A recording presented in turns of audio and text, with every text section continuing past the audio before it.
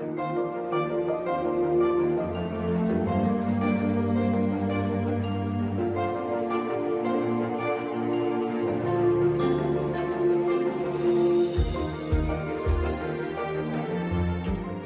I'm Ina, And I'm Alyssa. and we're clinical nutritionists and co-founders of My Custom Cleanse. Yes, and today we wanted to talk to you about bowel movements. Fun. Well, I mean, how often do people talk to us about bowel movements? For me, it's every 30 minutes. That's how often my patients turn over. Yeah, for me, it's pretty much every hour. And if they don't talk about it, I always ask. And, I know it's one of those topics, but it's really, really important because how you eliminate literally is going to affect everything in your body, how you feel. It's all about getting toxins out. We got to get them out. Yeah. So what we have found is it's not always the same issue that's causing constipation. Right. And constipation could mean you're not going to the bathroom every day. It could mean you go once a day, but you feel like it's incomplete. Mm-hmm. Yeah. Mm-hmm. Or it could mean you don't go unless you do something about it. So there's a big variance there in how severe it is. And also, I just want to say, sometimes people say, oh, I'm fine. I go, every day or every other day. But then we also talk about, okay, well, what's the consistency like? Because, if it looks like little pellets, even though you're going every day, you're not really releasing everything that needs to come out. It's got to look like a nice, firm banana. Sorry, guys, we're getting super technical, but that's just how it is. Ooh. So we wanted to give you the top 5 reasons, because when we list to people, all right, if you're doing one of these 5 things, that's what you need to change. So number 1, obvious, not enough water. And that relates to what Ina brought up about the pebbles. So if you're not drinking enough water and you're dehydrated, you're going to have poop that's like pellets, or it gets really hard. It's painful, and you just resist going to the bathroom. Right. That's number 1, and I think everyone probably knows that. But just in case you guys don't know in terms of how much water, usually we recommend about half of your body weight in ounces. So if you weigh 130 pounds, then you would want to do about 65 ounces or so of water minimum. But ideally, we want to aim weight, more towards 80 ounces, especially if you're starting on a new eating program or doing anything that's a detox or cleanse of any kind. Yeah. Then 80 is minimum. Yeah. And more if you weigh more than 180 pounds. Right. Another thing, and this, some people say this to me when they start, and this is friends and family too. They say, I don't really want to eat super healthy because whenever I eat healthy, I don't go to the bathroom as often.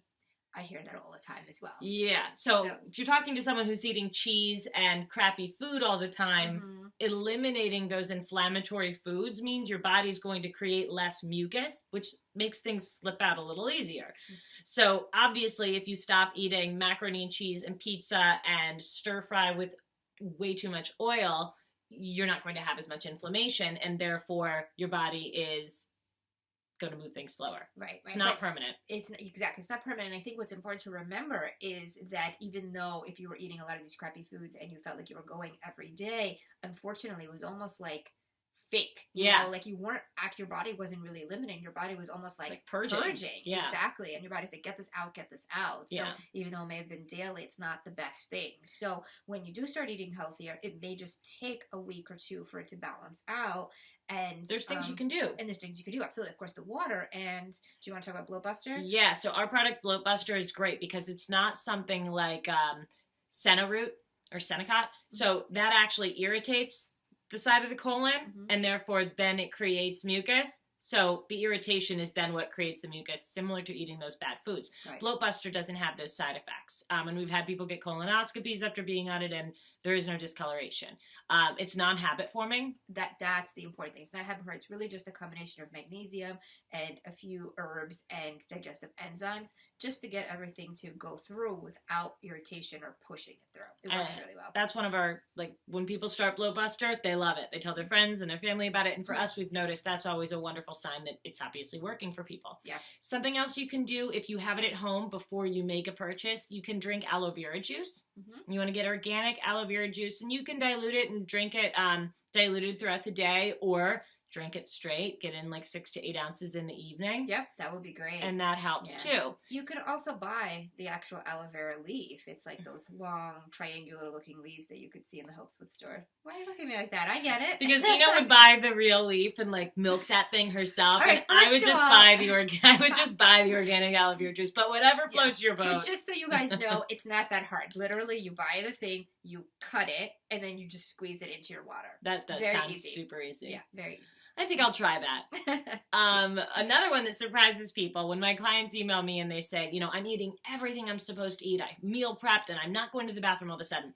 So I ask them, you know, are you eating mainly broccoli, cauliflower, kale, Brussels sprouts? They say, yes. All of those great vegetables. Well, those are all cruciferous vegetables, otherwise known as the gassy vegetables. And if you overdo them, for many people, it causes constipation. These are very healthy and it's not for everyone. But if you've been eating all cruciferous vegetables, what I recommend is cutting it out for 24 to 48 hours and just replace them. Don't get rid of vegetables. Replace them with string beans, asparagus, zucchini. Yeah, load up on those instead. And if all of a sudden you notice, oh, you're going to the bathroom again, then you need to find out your tolerance, your limit. For a lot of people, it's just every other day. So they don't do 2 days back to back with cruciferous vegetables, and they're fine. Yeah. Now, Alyssa, do you find that it's cooked versus raw, or does it not matter with the cruciferous? Actually, I recommend only cooked vegetables in the beginning when I'm working with clients. So the first month, I really discourage salads, which rocks people's world because they come into me saying, I'm dieting now and I have a salad for breakfast, lunch, and dinner, sometimes breakfast. And raw vegetables do slow things down. Not for everyone, but for many people. Do you actually, I actually look at salads too, and I tell people if they're constipated, cut salads out for a good week. Especially exactly. Yeah, that's the fourth contributing factor there is that for some people, salads will slow things down. Yeah. Initially. Some people, they notice it helps you go. So if this isn't you, don't think, you know, none of this is accurate. Salads are some people's culprit to constipation. Yeah.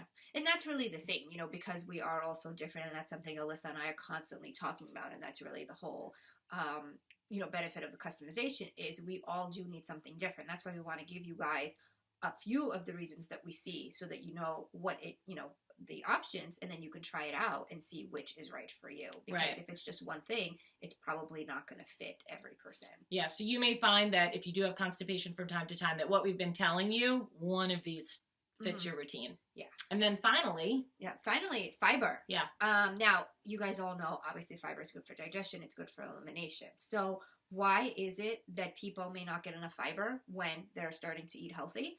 Well, part of that, and this is kind of a really simple thing people don't realize, some people actually eat less. I mean, some people skip meals, which is worse. And that's not They don't know what to do. They're used to eating like macaroni and cheese or pizza. This is actual dietary habits of people that come in. And instead of eating that, they just skip lunch because they don't want to eat the crappy food and they just didn't know where to turn. Well, in turn, you're just getting so much less food and so much less fiber. Right. But also, if you're trying to eat more protein, which we do encourage because most people don't eat enough. It's not like you need to eat, you know, your weight in grams of protein a day. But if you're eating more protein, you should always match that with 1 to 2 cups of vegetables at your meals. And as we've talked about vegetables before, try and do asparagus, string beans, mix in the cruciferous, just don't do too much of it. But obviously you want to aim for over 20 grams of fiber a day. Yeah. Minimum. Yeah, exactly. So those are our top 5 reasons that you may be having constipation or changes in bowel movements, especially when you make dietary changes or start a cleanse. See you guys soon. Bye. Bye.